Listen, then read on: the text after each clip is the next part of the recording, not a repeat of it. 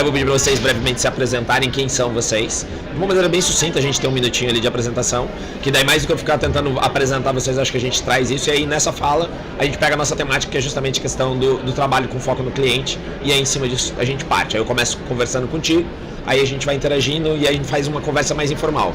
Aí, Amanda, por favor, a gente vai interagindo, vamos trocando no caminho, beleza? Só lembra de dar as boas-vindas. Tá. Alô, você tá aqui, beleza. Deixa comigo. Sabe, quem me dá o ok na hora que a gente startar? Ele vai soltar a vinhetinha ali. A gente vai escutar a vinheta aqui ou não? Sim, dá pra... Podemos?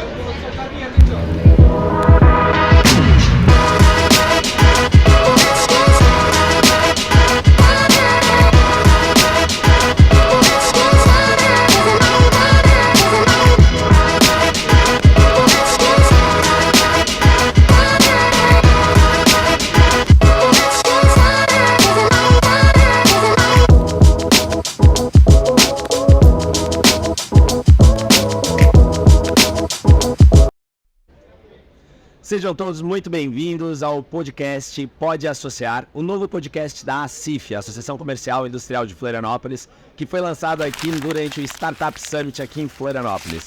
E hoje, num dia muito especial, estou aqui com a Thalita Tomé e com o Armando João da Silva Júnior. Thalita, seja muito bem-vinda. Amanda, seja muito bem-vindo. É um prazer ter vocês aqui hoje para a gente fazer esse bate-papo sobre retenção de clientes. A gente sabe que é um tema muito desafiador.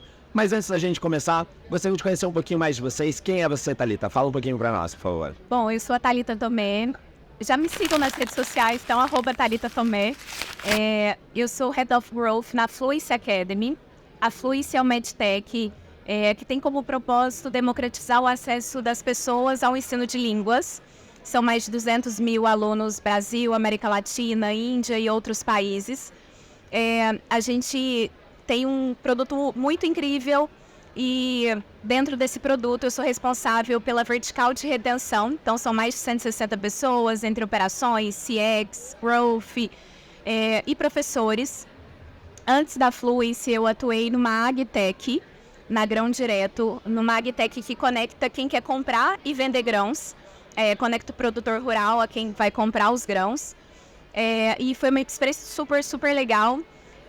Mas o meu propósito mesmo sempre esteve na educação. Então, anterior à Grão Direto, eu trabalhei na Park Education e no grupo Move Edu, porque minha formação de base ali é educação. Me formei na Universidade Federal de Uberlândia e passei por ISPM, FIA, Reforge e sou membro de uma super comunidade dos profissionais de growth mais brilhantes do mercado, que é o GLA. Então, recomendo para todos os empreendedores que querem alavancar o seu negócio com estratégias de crescimento, conhecer a Growth Leaders Academy. Sou mentorada ali do Gabriel Costa, aqui embaixo, Growth no Brasil. Perfeito. Muito obrigado pela tua apresentação. Um currículo de peso, com certeza. Amândio, você já é amigo da casa aqui da Associação Comercial, é um prazer estar aqui com você, né? Mas até para que a gente possa falar para os nossos ouvintes, conta um pouquinho mais da tua história. Eu sei que você já teve como ex-presidente da Associação Comercial do Rio do Sul, então fala um pouquinho rapidamente aqui para o nosso telespectador saber um pouquinho mais de ti. Depois dessa apresentação aqui da Thalita, eu vou ficar meio encabulado, dizer quem eu sou, né, o que eu fiz, mas não tem problema. Bem, eu tenho uma longa vida associativista, são quase 20 anos, né, que eu iniciei na vida associativista lá em Rio do Sul, na minha cidade, e presidi a Associação Empresária do Rio do Sul, fui presidente do Conselho Estadual de Jovens Empreendedores em Santa Catarina, fui conselheiro da Confederação Nacional de Jovens Empreendedores, presidi também o Movimento Catarinense por Excelência, ligado à Fundação Nacional da Qualidade aqui no estado de Santa Catarina, fui presidente também da Expo Gestão, que é um dos maiores eventos de gestão do Brasil. Então, eu sempre tive muito ligado ao movimento associativista, ao mundo empresarial, porque eu acredito que a transformação da nossa sociedade passa muito por nós fazermos com que as nossas empresas se tornem cada vez mais competitivas, né? E essa competitividade se torna na criação de oportunidade para as pessoas. E as pessoas que têm oportunidade, elas conseguem alcançar uma coisa que é muito importante para todos nós aqui, que é a dignidade. A dignidade humana faz uma transformação social muito grande, muito mais do que qualquer ação social de um órgão público ou de uma ONG, né? Porque a dignidade vem através do trabalho. A pessoa que tem uma oportunidade de trabalho, ela é uma pessoa digna. Então eu militei por muitos anos e milito ainda no meio empresarial, Além disso, sou empreendedor na área imobiliária, sou proprietário da Sustentável Empreendimentos Imobiliários, lá em Rio do Sul, uma empresa que cria projetos inovadores e sustentáveis, condomínios fechados, loteamentos de alto padrão abertos. Além disso, tenho com o meu filho e com outros sócios a Locomotiva, que é uma aceleradora de negócios de startup, e junto com a Locomotiva, uma franquia da Plural, Coworking, cria também um ambiente, um ecossistema interessante. E atualmente eu sou presidente da agência Sassafras, que é a entidade que vai gerir, administrar o Centro de Inovação da minha cidade de Rio do Sul. Então, é um pouco do resumo do que eu fiz até hoje, da minha trajetória, do que a gente está fazendo atualmente. Muito obrigado, Amandi. Com certeza, acredito que a gente tem aqui hoje dois contrapontos muito complementares, né? Que a gente está no evento de inovação e a gente traz muita questão da base, né? Que a gente tem aí da associação, um movimento que já é um movimento tradicionalista, mas que nem por isso deixa de sempre estar em inovação e em constante atualização. E hoje a gente está trazendo um tema que, apesar de ser muito comum, né? A gente falar sobre vendas e retenção de clientes, a gente fala muitas vezes do desafio que é a gente conseguir trabalhar essa base. Afinal de contas, muitas vezes a gente fala muito do processo de aquisição de clientes, mas a gente acaba deixando no caminho esse processo de como que a gente pode explorar melhor o processo do nosso maior ganho, que já é a conquista do cliente que a gente já tem na base, né? E, Thalita, hoje você estava aqui palestrando, falando um pouquinho sobre isso, né, dentro dos painéis do Startup Summit. Então conta pra gente um pouco mais, dentro da perspectiva até do que tu trouxe na tua palestra, quais são os desafios, né, um pouco desse olhar, né, de como que a gente consegue trazer esse cenário, esse contraponto hoje do processo de gestão da carteira. Legal. Eu vou começar aqui contando 3 histórias de 3 empresas. Eu abri a palestra falando sobre isso, de 3 startups que cresceram exponencialmente e depois fecharam as portas. Assim, eu levei a história da Homejoy, da FAB e da Brent, que são, em 2013, Paul Graham tweetou um gráfico de um crescimento exponencial de uma empresa.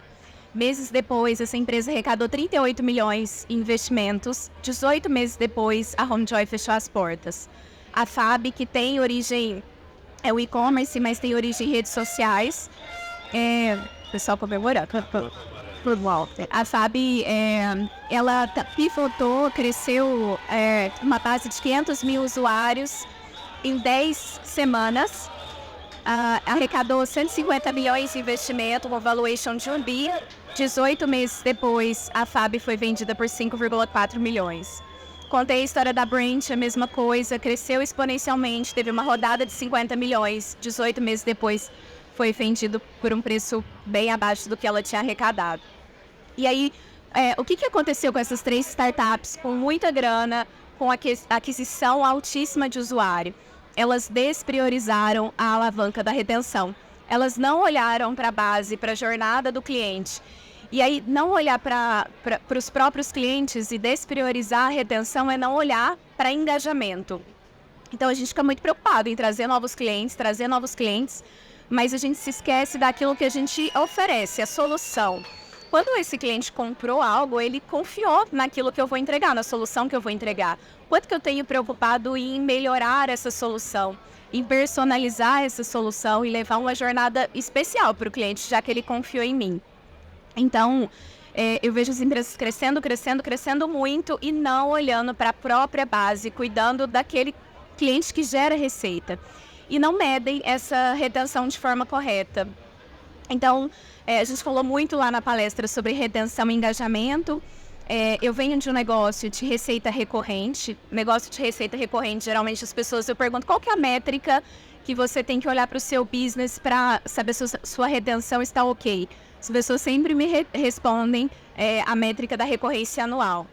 Para mim, está completamente errado, porque um cliente ele pode não renovar aquela assinatura no próximo mês, no próximo ano. Agora, se ele usa, ele vai ficar com você durante muito tempo. Então, para mim, a métrica principal é a retenção de uso. E aí tem muitas formas de medir isso, né? Dá para a gente transpor para muitas coisas. Por exemplo, no ramo imobiliário. Como é que eu vou reter o meu cliente que compra uma casa uma vez na vida? Eu tenho outras formas de gerar e fidelizar esse cliente. Porque clientes retidos, fidelizados, envolvidos, que sentem a marca, eles se relacionam comigo de muitas maneiras diferentes. E eles trazem mais clientes. Então, a retenção impulsiona a aquisição. Eu consigo monetizar melhor o meu negócio a partir da minha base de clientes, porque eles compram outras formas de gerar receita para o meu produto, mesmo, por exemplo, comprando uma casa uma vez na vida. Então, eu tenho outras formas de manter aquela base e crescer o meu negócio. Então, eu costumo falar que retenção é também um assassino silencioso dos negócios. Porque as pessoas falam, meu cliente está acessando, ele está envolvido comigo uma vez no mês e tal. Mas, para mim, a relação está na frequência. Qual que é a relação da retenção e do engajamento? A gente olha muito para aplicativo. O que distingue os 10 melhores aplicativos dos 500 melhores? É a retenção. Então, a gente baixa um monte de aplicativo no celular ali todos os dias. Aí você vê a curva até o 5º, 6º dia. Tá altíssima ali a base das pessoas. Aí elas vão caindo, quase chegando a 0 com 30 dias. Então, para mim, é olhar todo dia para a relação que o seu cliente tem com você. Então, ele curte as suas postagens nas redes sociais, o quanto que ele se envolve, o quanto que ele é apaixonado por aquela solução, o quanto que ele é lembrado, a sua solução é lembrada por ele. Então, tem muitas formas de fazer com que essa frequência de uso, essa relação entre clientes seja alta, para que você tenha uma relação longa, diminua o seu custo de aquisição daquele cliente e melhore esse lifetime value, né? Esse tempo que o cliente despende de receita para o seu business. Com certeza. A gente vê hoje a relação, querendo ou não, uma parte das empresas que trabalham com recorrência, muitas vezes elas ficam tão focadas na aquisição que muitas vezes elas pensam assim, não, já está dentro da casa e acabam não dando tanta atenção para essa continuidade, né? E a gente sabe o quanto que se fala da facilidade de quão mais barato é você conseguir vender novamente para a mesma base ou a partir dela, né? E trazendo isso até, Amanda, eu queria ouvir um pouquinho de ti. Afinal de contas, dentro do movimento associativista, a gente vive uma recorrência, né? A gente fala muito dessa construção de construir uma base de associados que tem essa movimentação e até mesmo dentro da tua experiência nos teus negócios. Como é que é para você essa relação, né? A tua visão hoje dentro dessa construção, dessa carteira, dessa história, dessa jornada de acompanhamento deles? Olha, eu trabalhei durante mais de 15 anos com um mercado que é extremamente agressivo nesse processo, que é o mercado de telecomunicações, né? Eu fui um parceiro de um grande player nacional e essa é definitivamente a grande dor de uma operadora de telefonia móvel, especialmente no Brasil. Como reter aqueles clientes? Porque antes você tinha a facilidade, porque não havia portabilidade, as pessoas eram muito apegadas ao seu número de celular, por exemplo, e para ela trocar de operadora, ela tinha que trocar o número, então isso era um problema. Quando veio a portabilidade, esse mercado ficou muito volátil. Você trocava de operadora conforme era o seu desejo. De repente você ia morar numa área que o sinal daquela operadora não era tão bom, ou que naquela cidade o desempenho da velocidade da internet não era tão adequado, ou os valores desembolsados mensalmente por determinados programas de fidelidade não eram tão agressivos. Então, as pessoas trocavam com muita facilidade. E aí, essa é uma dinâmica que continua até hoje em players, nesse caso específico na área de telecomunicações, porque o ticket médio baixou muito, os serviços ficaram muito parecidos, as pessoas não se apegam à marca. A pessoa no mercado de telecomunicações, ele não tem aquele orgulho de dizer como um cara que tem um carro, por exemplo, que ele compara as marcas dos carros. Não, ele tem um serviço disponível de internet e ponto final. Então, se o valor está ok, que o serviço está ok, ótimo. Então, imagine você o desafio que é para uma grande operadora manter os clientes na base, porque eles trocam com muita volatilidade. E aí, no Brasil, criou-se uma trava, que são as multas contratuais, completamente abusivas nesse mercado, inclusive, que eles foi um meio que as operadoras encontraram para minimizar essa volatilidade e essa mudança de mercado. Mas eu sempre achei, por essa experiência, porque é um mercado muito grande, né? Porque, veja, é um mercado em que a cada 10 pessoas que você encontra, 9 possuem o teu produto ou desejam o seu serviço. Você conseguir achar algo em que aquele teu cliente queira continuar com você independentemente da oferta dos teus concorrentes. E até hoje não se achou um método, uma metodologia ou uma ferramenta ou algo tão atraente que isso acontecesse. As trocas continuam sendo voláteis, né? E elas continuam sendo muito baseadas em preço, o que, na minha opinião, muitas vezes é um erro enorme. Já no mundo associativista, o que eu vejo, né, por ter presidido uma entidade empresarial, você precisa ser atrativo. A mensalidade de uma entidade empresarial, ela não pode simplesmente ser paga por uma empresa para que ela seja representada de forma institucional. A CIF, por exemplo, que é a entidade que eu conheço há muitos anos, há 20 anos, e acompanhei a mudança, a evolução, o crescimento exponencial, é porque ela se tornou uma entidade empresarial além das questões institucionais, ou seja, quando eles vibram aqui que tem alguém se associando à CIF, essa pessoa não está simplesmente pagando uma mensalidade, é porque ela enxergou na CIF, na entidade empresarial, além da representatividade, produtos, serviços, atratividade, um campo em que ela pode ampliar o seu espectro de business, de negócios. Então, o grande desafio do setor representativo das associações empresariais é o quê? É se tornar efetivamente atrativo para que não precise necessariamente ter que trabalhar tanto a manutenção dos seus clientes na base. Por quê? Porque é diferente de um produto. A pessoa precisa enxergar significado e estar associada à sua marca, à sua empresa, à marca de uma entidade de credibilidade. Ela precisa enxergar valor nisso, né? Então, esse é um grande desafio que, no meu caso específico, olhando para a CIF, eu acredito até que ele esteja superado, porque o número de associados só cresce. Eu vejo que a satisfação das pessoas em estar ligadas a uma marca como a CIF, ela é valorosa, as pessoas valorizam isso. Então, talvez a CIF tenha como objetivo continuar ampliando, né, o seu escopo de associados. Com certeza. E acredito, até pegando na fala do Amanda, Thalita, é uma coisa até que eu me pergunto, né? E ele trouxe, realmente, acredito que cada vez mais a gente entende o valor agregado à marca, né? A gente entende que hoje as pessoas precisam ter esse valor percebido. E como que a gente consegue levar isso para uma pequena empresa, ou às vezes uma empresa que está começando a crescer? A gente está falando muito de startup, que ele realmente projeta isso, mas levando isso até mesmo para o pequeno e grande, médio empresário do dia a dia. Como que a gente consegue fazer essa construção desse valor para que ele tenha essa adesão e no meio desse universo de tantas gentes e tantas possibilidades que surgem a todo momento, ele consiga construir esse valor para que ele queira permanecer, né? Eu acho que todos os empreendedores, eles precisam pensar qual que é o propósito do que eu entrego. E, assim, não existe um produto pronto, acabado. Eu preciso melhorar a minha solução constantemente, né? Assim, quando a gente olha para o cenário da telefonia, o que retém as pessoas? Que o meu problema seja efetivamente solucionado, resolvido. E o quanto que os empreendedores têm se preocupado em conhecer quem são os seus clientes, como que esses clientes compraram, de onde eles vieram, o que fez ele tomar a decisão de escolher você e não outro, já que a gente está num mercado tão competitivo. Isso é muito ligado à jornada, à experiência do cliente com a minha solução, com o meu negócio.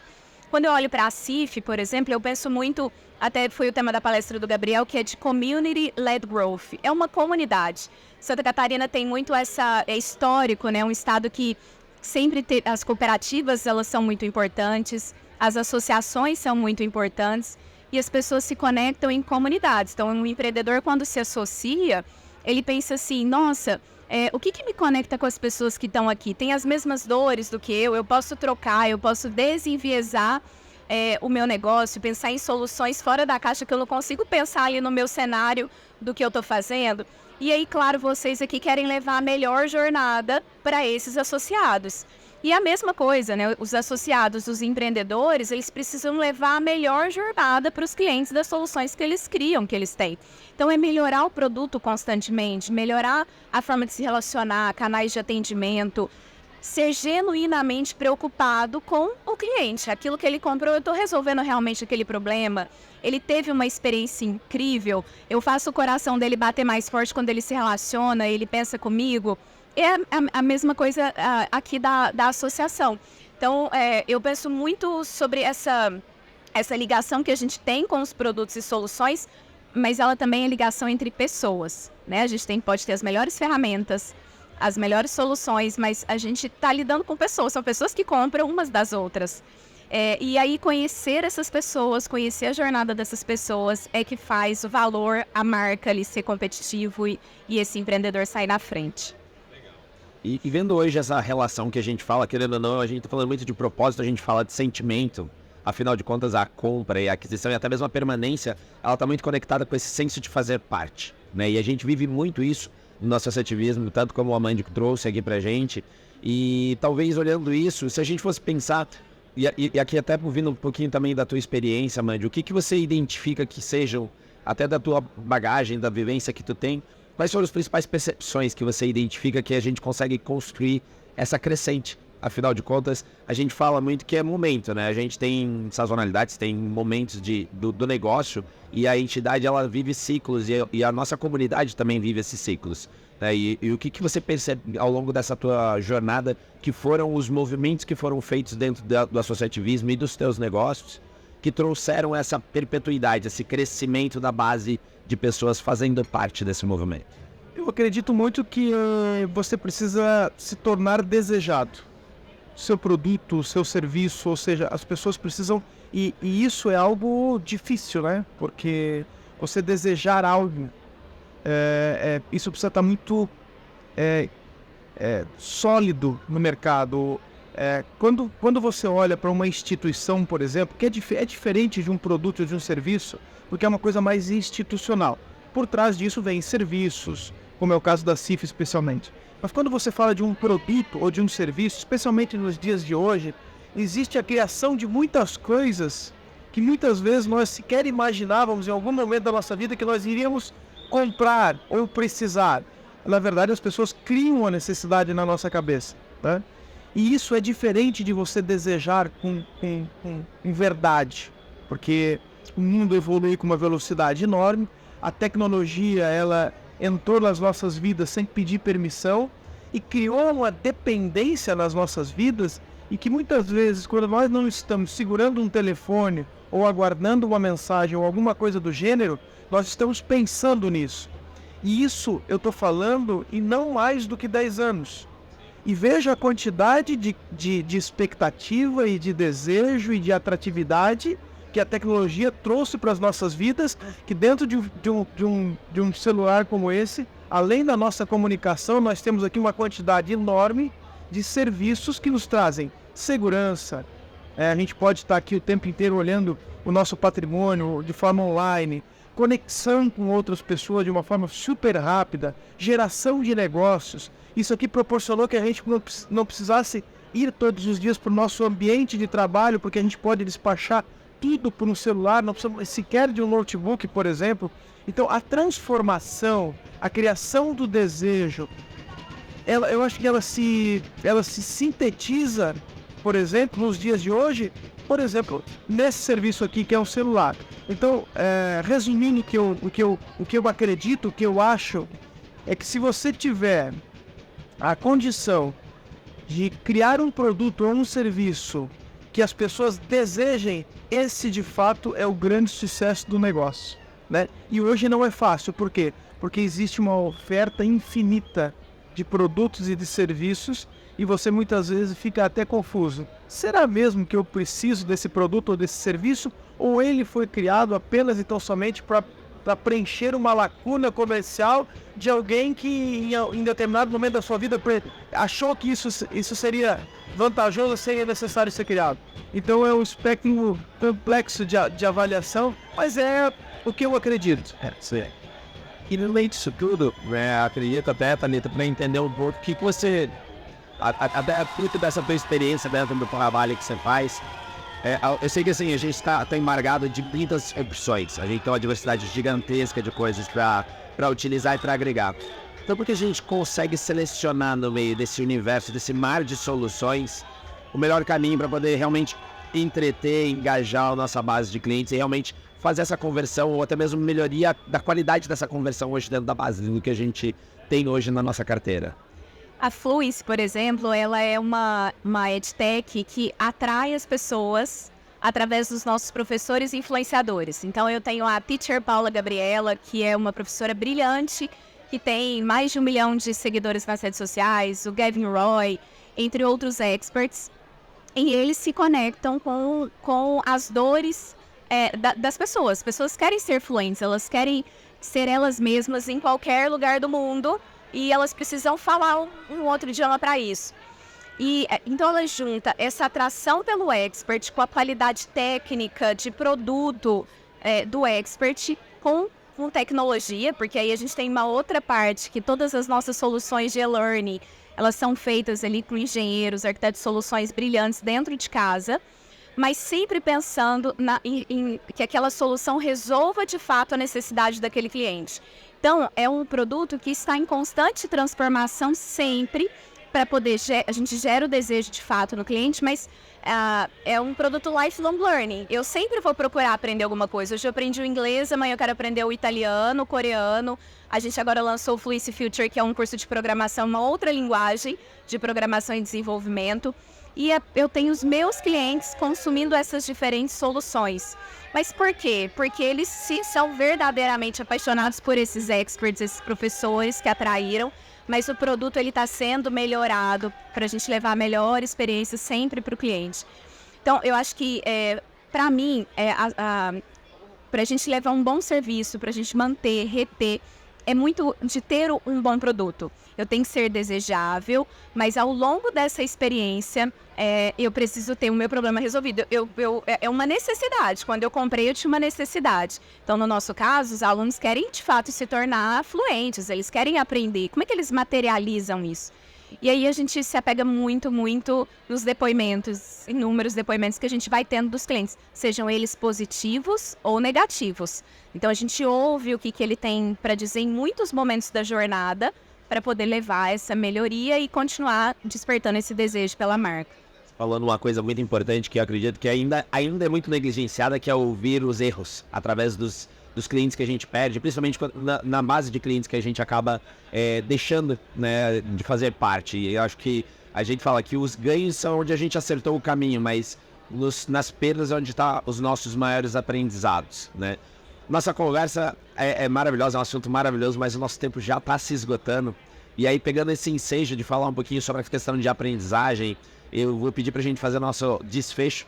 E eu vou pedir para a Amandio, para você fazer um fechamento aí, olhando dentro desse processo de fechamento, de retenção de carteira. Se hoje, com base na tua jornada, na tua experiência, dentro de tudo que tu viu, se tu pudesse dar um conselho para quem hoje está aqui assistindo a gente, para que ele pudesse manter melhor, fazer um trabalho melhor dentro da base dele, criar mais oportunidade com base na carteira que ele tem na mão hoje, qual seria esse recado? Seria pessoalizar essa relação e não apenas utilizar a tecnologia como uma forma de comunicação para muita gente. Todos nós somos seres humanos e todos nós gostamos de conversar com pessoas e não ser atendido por máquinas. E eu vejo muito, porque eu participo de muitos pitches, de muitas apresentações, que há uma percepção de que a criação de um eventual aplicativo vai substituir isso. Pode substituir parcialmente, mas todos nós queremos o olho no olho, a conversa, a atenção de uma outra pessoa, mesmo que seja, como a gente diz, do outro lado da linha. Então, desmistificar um pouco isso, tentar humanizar mais as relações dos negócios, isso fará com certeza absoluta, na minha modesta opinião, uma diferença muito grande na manutenção da base de clientes, que é a primeira coisa que uma empresa deveria atacar, porque é muito mais caro você buscar um cliente no mercado que você não conhece, não sabe o histórico dele, não sabe se ele é um bom pagador, não sabe se ele é um bom cliente, e você esquece aqueles clientes que você já conhece, que já está pagando, que já está te mantendo há muito tempo. Então, humanizar essa relação, mas começando pela sua base de clientes, eu acho que talvez seja um belo exemplo não diria que um segredo, mas uma iniciativa para chegar ao sucesso nesse espectro de relação com os clientes. Legal, Amandio. E para finalizar então, Thalita, até pegando a fala do Amandio aí dentro desse contexto, né? O que você deixaria de recado para esse empreendedor, tanto independente do tamanho e do tempo de jornada dele, para que ele pudesse talvez resgatar ou até mesmo revisar a jornada dele? Como que ele poderia fazer essa prospecção ou esse trabalho nessa base para que ela possa ser realmente uma fonte crescente dentro da sua organização? Eu sou professora na origem, então como boa professora eu vou deixar uma tarefa de casa, um exercício, né, para que esses empreendedores que estão nos ouvindo aqui no podcast possam ir no papel de forma bem simples. Eu sou muito adepta do arroz com feijão, a gente tem que fazer o básico. Liste quem são seus melhores clientes, porque como que eles chegaram até vocês, de onde eles vieram, o que motivou essas pessoas a comprar a sua solução.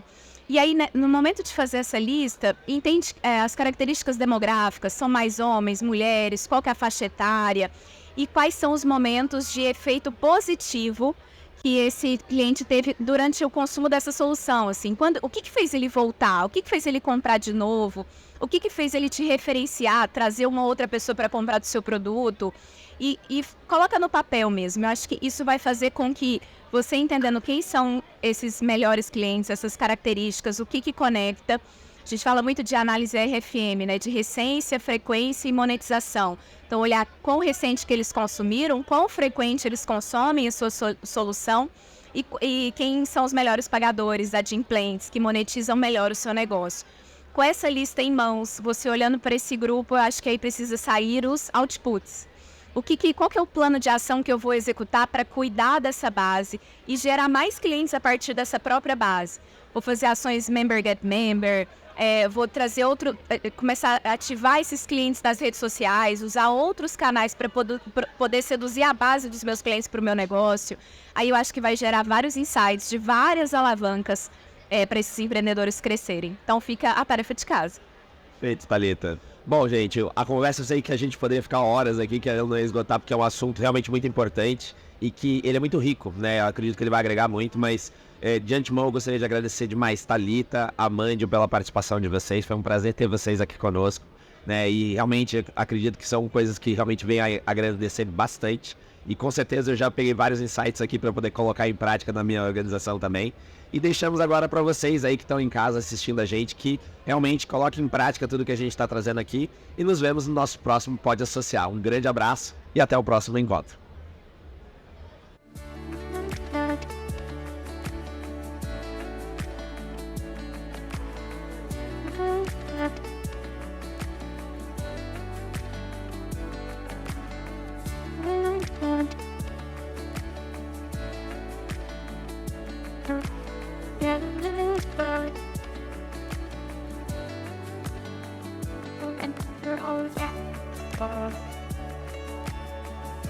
Sorry.